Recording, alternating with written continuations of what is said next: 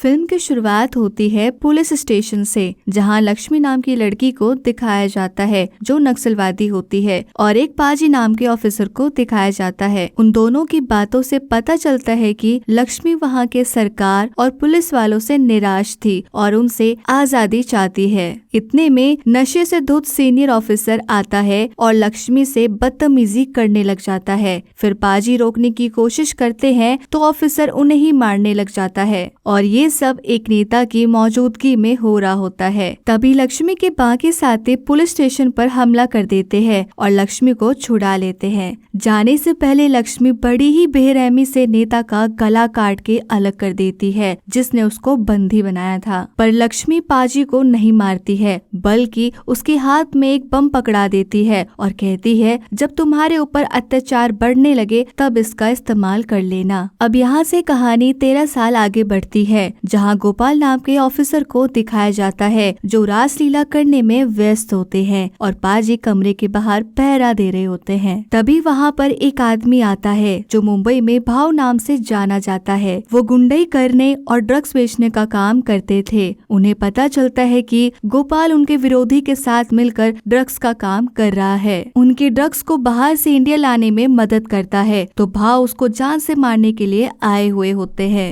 पर गोपाल हाथ पांव पकड़ के अपनी जान की भीख मांगने लग जाता है। तब भाव मौके का फायदा उठाते हुए बोलते हैं, ठीक है, तुम्हारी जान बख्श देंगे और तुम्हें मुंह मांगा इनाम भी दिया जाएगा, पर इसके लिए तुम्हें मेरे विरोधी को इस दुनिया से रवाना करना होगा। फिर वहाँ से गोपाल और पाजी श्रुति को मारने के लिए निकल जाते हैं। अब गोपाल और पाजी श्रुति के अड्डे पे पहुँच जाते हैं और उस पे गोलियों की बरसात कर देते हैं। फिर उसके बाद उन्हें ड्रग्स से भरे 2 बैग मिलते हैं, तो गोपाल को लालच आ जाता है कि अगर हम इसे बेचेंगे तो पैसे ही पैसे मिलेंगे। यहाँ पाजी उसे मना करते हैं, लेकिन गोपाल सीनियरिटी दिखाते हुए उन्हें चुप करा देता है। फिर वो दोनों बैग लेकर वहाँ से निकल जाते हैं। रास्ते में नाकाबंदी होती है, तो गोपाल सोचता है वो खुद ही पुलिस ऑफिसर है तो उसे कौन ही रोकेगा, लेकिन पुलिस वाले उसे सीधा पुलिस स्टेशन पहुँचा देते हैं, क्योंकि उन्हें पता चल जाता है कि श्रुति को इसी ने मारा है। और गोपाल की बड़ी गलती ये होती है कि वो ड्रग्स को गाड़ी में रख देता है, जो कि पुलिस वालों के हाथ लग जाता है। वहाँ सीनियर ऑफिसर भी दूध से धुले नहीं होते हैं, और गोपाल की किस्मत अच्छी होती है कि श्रुति इतनी गोली खाने के बावजूद भी नहीं मरता है, वो बस कोमा में चला जाता है। तो गोपाल और पाजी को बस सस्पेंड कर दिया जाता है।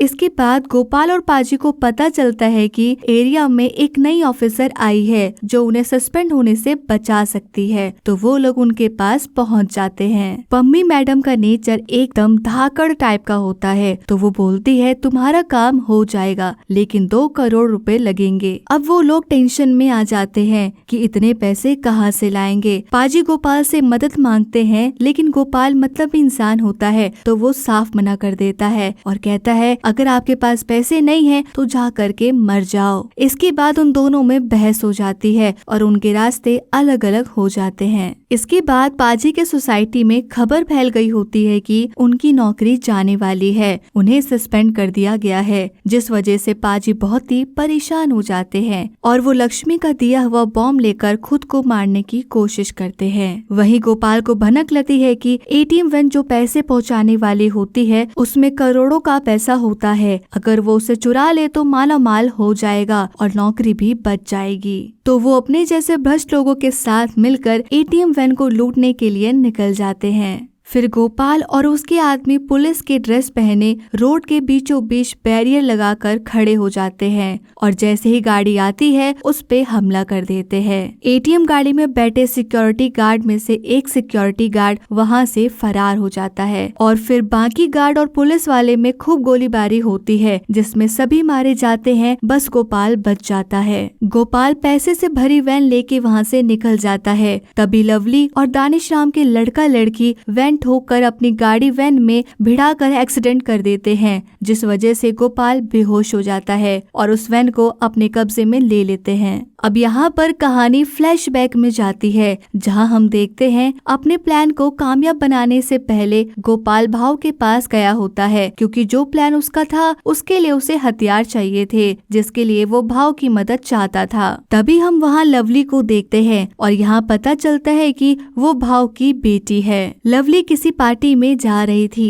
तो भाव दानिश नाम के चेले को उसके साथ जाने के लिए कह देते हैं। अब यहाँ हमें पता चलता है कि लवली और दानिश का सालों से चक्कर चल रहा होता है। दानिश और लवली एक दूसरे से बहुत मोहब्बत करते थे और वो दोनों आगे की जिंदगी साथ बिताना चाहते थे, लेकिन उन्हें पता था दानिश भाव का नौकर है तो वो उनके रिश्ते को कभी कबूल नहीं करेंगे। इसलिए वो प्लान बनाते हैं कि वो देश छोड़कर कनाडा शिफ्ट हो जाएंगे, लेकिन इसके लिए उन्हें करोड़ों रुपए चाहिए थे। तभी उन्हें गोपाल एक होटल में जाते दिखाई देता है तो वो उसका पीछा करते हैं, जहां उन्हें पता चलता है कि गोपाल एटीएम वैन को लूटने के फिराक में है। फिर यहाँ से कहानी प्रेजेंट में आती है, जहां हम देखते हैं वो दोनों वैन को लेकर जा रहे होते हैं। तभी एक गोली दानिश को छू कर निकल जाती है और यहाँ पता चलता है कि उस गोली को मारने वाला पाजी है। अब हमें वो समय दिखाया जाता है जब पाजी खुद को मारने के लिए बॉम्ब लेकर बैठे होते हैं। तभी उनके पास पम्मी ऑफिसर का कॉल आ जाता है और वो कहती है आपके कुछ पहचान वाले हमारे कब्जे में हैं। जिन आदमियों को पम्मी ने पकड़ा था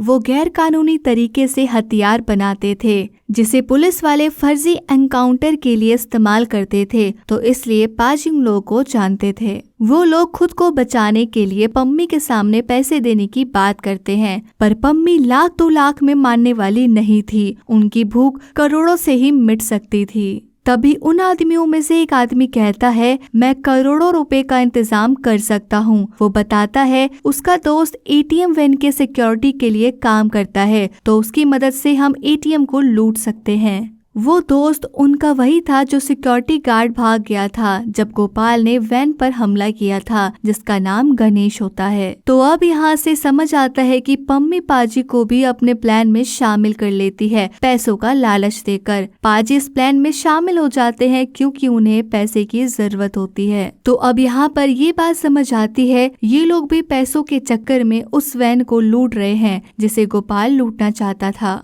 अब हम देखते हैं कि गोपाल को होश आ जाता है और वो किसी तरह कुत्ते की तरह सूंघते सूंघते वैन के पास पहुंच जाता है, जहां पर लवली, दानिश, पम्मी, पाजी और उनके चेले चपाटे मौजूद होते हैं। सब लोग गोपाल पर बंदूक तान देते हैं क्योंकि सबसे ज्यादा वही लालची होता है। इतने में वहां लक्ष्मी और उसका गैंग आ जाता है। फिर वो लोग वहीं जाकर के छुप जाते हैं जहां लक्ष्मी का अड्डा होता है। फिर उसके बाद लक्ष्मी को पता चल जाता है कि कुछ तो गड़बड़ है, तो वो सीधे अपने अड्डे पे हमला कर देती है। पाजी और लक्ष्मी की मुलाकात तो पहले हो चुकी थी, तो वो एक दूसरे को अच्छे से जानते थे। इसलिए पाजी बाहर निकलते हैं और उनसे विनती करते हैं कि सबको जाने दे। लक्ष्मी पाजी का सम्मान करती थी, इसलिए वो सबको जाने दे रही होती है, लेकिन तभी गोपाल सब पे हमला शुरू कर देता है। सब अपने बच बचाव करने में जुट जाते हैं, लेकिन गोपाल बाजी मार जाता है और पम्मी से लेकर लक्ष्मी के गैंग तक सबको ढेर कर देता है। इसके बाद हॉस्पिटल में गोपाल के सीनियर ऑफिसर उससे सवाल जवाब कर रहे होते हैं, तो गोपाल बताता है हम पार्टी से आ रहे होते हैं। तभी रास्ते में एनकाउंटर शुरू हो जाता है। तब हमें पता चलता है एटीएम वैन का ड्राइवर कोबरा गैंग के साथ मिला हुआ था। हम उन लोगों से जूझ ही रहे होते हैं, तभी वहां नक्सलवादी आ गए और उन्होंने भी हमला करना शुरू कर दिया। हमने भी उन्हें चैलेंज किया और इसी बीच एटीएम वैन खाई में गिर जाती है और गैंग के साथ साथ नक्सलवादी भी एक्सीडेंट में मारे जाते हैं। और मेरे लाख कोशिश करने के बावजूद भी मैं मैडम सर को और पाजी को बचा नहीं पाया और वो एनकाउंटर में मारे जाते हैं। अब गोपाल के बयान से सब जगह उसकी वाहवाही हो रही होती है। उसे अवार्ड के साथ साथ टीवी पर इंटरव्यू देने का भी मौका मिल जाता है, मानो उसने कोई वीरता वाला काम किया हो। इसके बाद गोपाल अपने परिवार के साथ मुंबई के ताज होटल में अय्याशी काट रहा होता है। वो मस्त स्विमिंग पूल में मंदिरा का लुत्फ उठा रहा होता है। तभी उसकी नजर न्यूज पे पड़ती है, जहां मोदी जी अपने मन की बात कहते हुए कह रहे होते हैं भाइयों और बहनों, अपने देश को भ्रष्टाचार और काला धन रूपी दीमक से मुक्त कराने के लिए एक और सख्त कदम उठाना जरूरी हो गया है। यानी कि आज रात 12 बजे से 500 और 1000 के नोट बंद हो जाएंगे। अब ये खबर सुनकर गोपाल के होश उड़ जाते हैं। जिस पैसे के लिए वो कुत्ते की तरह हर गली के बाकी कुत्तों से लड़ता रहा, अब वो पैसे ना घर के रहे ना घाट के। और उसकी हालत भी धोबी के कुत्ते की जैसे हो जाती है। तो ये था एक्सप्लेनेशन कुत्ते मूवी का। फिल्म का फर्स्ट हाफ थोड़ा स्लो चलता है। हम कह सकते हैं कि स्टोरी डेवलप करने में अच्छा खासा समय लेती है, जिस वजह से फर्स्ट हाफ थोड़ा बोरिंग लगने लग जाता है। लेकिन इंटरमिशन के बाद स्टोरी इंटरेस्टिंग होने लगती है। कई कैरेक्टर्स एक साथ नजर आते हैं तो यहाँ काफी मजा आता है। आप यूँ समझिए मोहल्ले में कुत्तों की टोली है, लेकिन खाने को सिर्फ एक रोटी है जिस पे सब एक साथ टूट पड़ते हैं। वही हमें इस फिल्म में देखने को मिलता है। बात करें एक्टिंग की तो जहाँ तब्बू, कुमुद मिश्रा और शाह साहब जैसे एक्टर्स हैं, वहाँ एक्टिंग में कोई शक ही नहीं किया जा सकता। इन्होंने लाजवाब एक्टिंग की है और हमें निराश नहीं किया है। इस फिल्म का नाम तो कुत्ते है, लेकिन आपको कुत्ते में वफादारी कहीं नजर नहीं आएगी। नजर आएगी तो बस लालच का समंदर। बाकी आपको हमारा एक्सप्लेनेशन कैसा लगा और मूवी कैसी लगी, आप हमें कमेंट करके जरूर बताएं। तब तक के लिए धन्यवाद।